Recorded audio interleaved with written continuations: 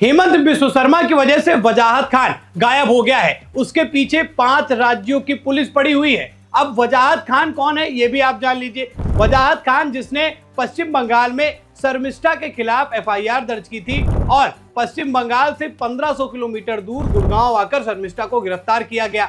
उसके बाद से जब वजाहत खान के बारे में जानकारी जुटाने का प्रयास किया गया तो ये पता चला कि वजाहत खान खुद हिंदू देवी देवताओं का अपमान करने में उनसे 4 कदम आगे हैं, उनसे यानी शर्मिष्ठा से। अब जब ये बातें सामने आई तो अलग अलग राज्यों में एफआईआर दर्ज हुई और जैसे ही एफआईआर दर्ज हुई वैसे ही वजाहत खान गायब हो गया, लापता हो गया। चलिए आपको बताता हूं सबसे पहले कि किन 5 राज्यों की पुलिस जो है वो वजाहत खान को ढूंढ रही है और उसके पिता क्या कह रहे हैं। चलिए सबसे पहले नजर डालते हैं कि वो कौन सी 5 राज्यों की पुलिस है। सबसे पहले जो एफआईआर दर्ज हुई वो दिल्ली, हरियाणा, असम, महाराष्ट्र और तेलंगाना, ये 5 ऐसे राज्य हैं जहां पर वजाहत खान के खिलाफ एफआईआर दर्ज हुई। एफआईआर दर्ज होने के पीछे का कारण साफ है। जैसे शर्मिष्ठा को गिरफ्तार किया गया कि उन्होंने एक खास विशेष धर्म समुदाय को लेकर कुछ आपत्तिजनक बातें की और इसी की वजह से पश्चिम बंगाल से पुलिस आती है हरियाणा और एक 22 साल की लड़की को गिरफ्तार कर लेती है। लेकिन पश्चिम बंगाल के ही रहने वाले वजाहत खान जो लगातार हिंदू देवी देवताओं का अपमान कर रहे हैं, आप अपनी स्क्रीन पर ये पोस्ट देख सकते हैं कि कैसे वो लगातार हिंदू देवी देवताओं को टारगेट कर रहे हैं और खुला घूम रहे हैं। तो सवाल तो ये लाजमी हो जाता है कि क्या सारे नियम कानून केवल एक धर्म के लोगों के लिए बने हैं या फिर हम देश के अंदर जो है वो 2 दिशाओं में आगे बढ़ रहे हैं। एक तरफ पश्चिम बंगाल के लोग चाहे जो भी कह लें और दूसरी तरफ अगर शर्मिष्ठा जैसे लोग कुछ बोलते हैं तो उनको जेल कर दिया जाए। वैसे मैं शर्मिष्ठा का किसी प्रकार का कोई समर्थन नहीं करता। कोई भी व्यक्ति जो धर्म को लेकर अपशब्दों का इस्तेमाल करे वो मेरी नजर में बिल्कुल ठीक और सटीक सही नहीं बैठता है। लेकिन जब देश में ऐसे कई लोग हों तो फिर सबकी गिरफ्तारी होनी चाहिए। जैसे 1500 किलोमीटर दूर भेजकर एक 22 साल की लड़की को गिरफ्तार किया गया, वैसे ही पश्चिम बंगाल में रहने वाले वजाहत अली खान जो कि लापता चल रहे हैं उनको क्यों नहीं गिरफ्तार किया गया, उनके घर पर पुलिस क्यों नहीं गई, ये सवाल उठाना लाजमी है। अब ये वो जगह है जहां पर वजाहत खान के खिलाफ एफआईआर दर्ज हुए। जो पोस्ट मैंने आपको अभी पीछे दिखाए उन्हीं की वजह से यहाँ पर एफआईआर दर्ज हुए और उसमें बोला गया है कि भैया जब ये हिंदू देवी देवताओं का अपमान कर रहे हैं तो फिर पुलिस क्यों शांत बैठी है पश्चिम बंगाल की। अब इसका प्रूफ कैसे मिला कि पश्चिम बंगाल की पुलिस जो है वजाहत पर जो है वो एक्शन नहीं ले रही है। चलिए वो भी दिखा देता हूं। ये उनके पिता का बयान है। उनके पिता क्या कह रहे हैं चलिए वो भी मैं आपको बता देता हूं। उन्होंने कहा कि बंगाल पुलिस जो है उनके घर पर नहीं आई।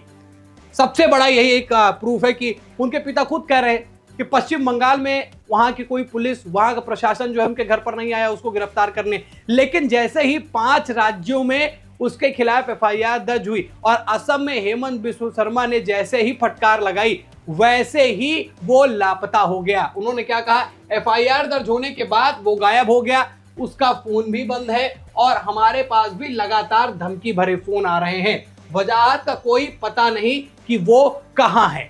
अब ऐसे में पश्चिम बंगाल की पुलिस से ये सवाल है, पश्चिम बंगाल की सरकार से ये सवाल है, ममता बनर्जी से ये सवाल है कि जो व्यक्ति पश्चिम बंगाल में रहकर लगातार हिंदू देवी देवताओं का अपमान कर रहा हो वो आपको नजर नहीं आया, जो सबसे पास में है वो आपको नजर नहीं आया। लेकिन 1500 किलोमीटर दूर आकर आप एक लड़की को गिरफ्तार करते हैं जो एक विशेष धर्म समुदाय को लेकर जो है वो ओछी टिप्पणियां करती है।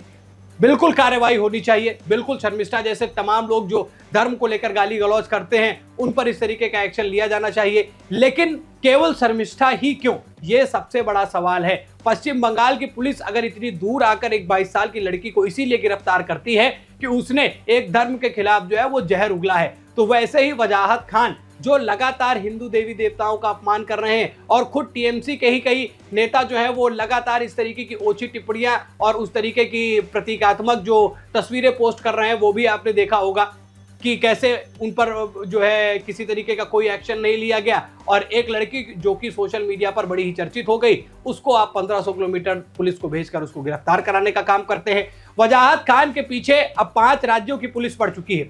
वजाहत खान ज्यादा दिन अब खैर नहीं मना सकते, उनको गिरफ्तार किया ही जाएगा, उन पर एक्शन लिया ही जाएगा। और सबसे बड़ी चीज है कि इस चीज की डिमांड जो है वो पब्लिक कर रही है।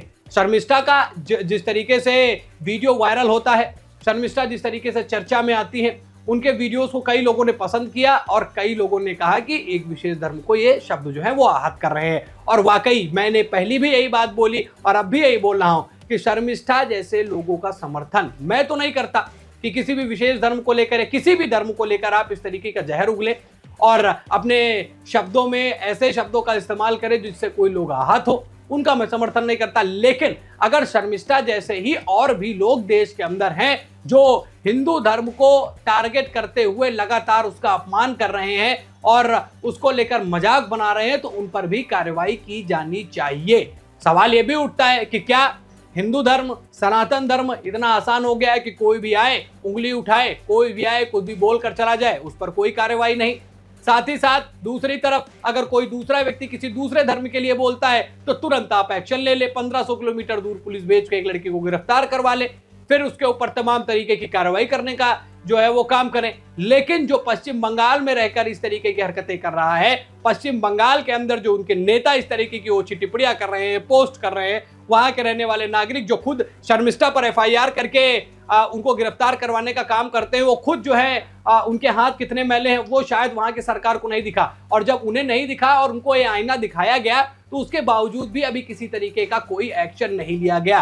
क्या ममता बनर्जी जो कि लगातार एक धर्म के प्रति उनका झुकाव देखने को मिल रहा है, ऐसे में सवाल यह है कि क्या वो खास वोट बैंक के लिए किसी भी हद तक जा सकती है? क्या उनके लिए संविधान मायने नहीं रखता, उनके लिए धर्म मायने रखता है? क्योंकि हम तो बात करते हैं कि हम चाहे जितने धर्म हमारे देश में रह रहे हो सबके लिए नियम कानून एक है, लेकिन पश्चिम बंगाल में ये नियम कानून एक होता हुआ नजर नहीं आ रहा है। शर्मिष्ठा जैसे लोगों के लिए अलग न्याय और उसी धर्म जिस धर्म के लोग आहत हो रहे हैं और उसी धर्म के लोग उस तरीके की टिप्पणियां करें उनके लिए अलग तरीके का नियम। ये अलग जो एक राजनीति देश के अंदर चल रही है, पश्चिम बंगाल के अंदर चल रही है, इस चीज को लेकर अब पब्लिक में भी एक गुस्सा वो देखने को मिल रहा है। सोशल मीडिया पर लगातार शर्मिष्ठा के समर्थन में भी लोग उतर आए हैं। हालांकि समर्थन करना या उनका विरोध करना उनकी व्यक्तिगत बात हो सकती है, लेकिन किसी भी धर्म को लेकर किसी भी तरीके की ओछी टिप्पणियां करने से पहले 100 बार सोचना चाहिए। अगर इस तरीके का एक्शन शर्मिष्ठा पर लिया गया है तो वजाहत खान को भी गिरफ्तार किया जाना चाहिए, और न सिर्फ वजाहत खान को बल्कि उन सभी नेताओं को जो पश्चिम बंगाल में लगातार हिंदू देवी देवताओं का अपमान कर रहे हैं, जो लगातार ओछी टिप्पणियां कर रहे हैं, उन पर भी कार्रवाई की जानी चाहिए। क्योंकि एक नेता जब ऊपर से बैठकर इस तरीके की कमेंटबाजी, इस तरीके की पोस्ट करता है तो आम पब्लिक का हौसला जो इस तरीके की हरकतें करने के लिए आतुर बैठा हो, उसका हौसला जो है वो अपने परवान चढ़ जाता है। उसको तो मौका मिल जाता है कि हमारे स्टेट के नेता ही ऐसी हरकतें कर रहे हैं तो मैं करूंगा तो क्या दिक्कत होगी। अब उन लोगों पर भी कार्रवाई का समय आ गया है और यह बहुत जरूरी हो चुका है कि अगर शर्मिष्ठा पर इस तरीके की एफआईआर होती है तो अब अगर हिंदू धर्म पर भी किसी तरीके का कोई टीका टिप्पणी कोई करता है तो उस पर भी कार्रवाई की जानी चाहिए। अब बात करते हैं हेमंत बिस्व शर्मा की। असम से साफ ऐलान हो गया कि पश्चिम बंगाल से इस चीज को लेकर कोऑर्डिनेट कर रहे हैं और जल्द ही वजाहत खान को गिरफ्तार किया जाएगा। वजाहत खान के खिलाफ अलग अलग राज्यों में एफआईआर दर्ज हो चुकी है और वजाहत खान भी ये चीज जान चुका है कि अगर शर्मिष्ठा पर कार्रवाई हुई है तो ये भारत है, वो भी बच नहीं पाएंगे। और इसी चीज से बचने के लिए वो पिछले 48 घंटों से गायब चल रहे हैं, उनका कोई पता नहीं है। और उनके पिता ने इस बात को कबूला कि पश्चिम बंगाल सरकार की तरफ से या प्रशासन की तरफ से कोई भी उनके घर पर नहीं आया, लेकिन जैसे ही अलग अलग राज्यों में एफआईआर दर्ज हुई वो गायब हो गया, उसका कोई पता नहीं, फोन स्विच ऑफ है।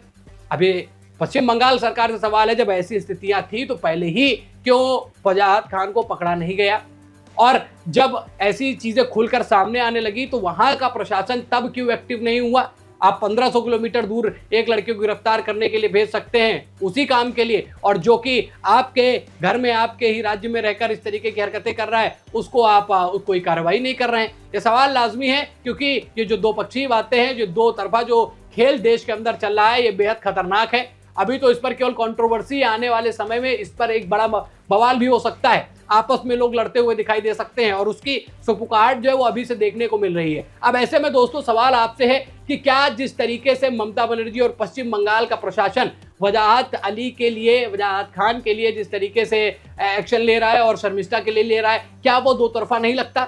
क्या शर्मिष्ठा को गिरफ्तार करने के लिए जब पश्चिम बंगाल की सरकार इतनी दूर आ सकती है तो वजाहत खान को गिरफ्तार करने में पश्चिम बंगाल की सरकार जो है, वहां का प्रशासन जो है वो क्यों ढीला पड़ रहा है?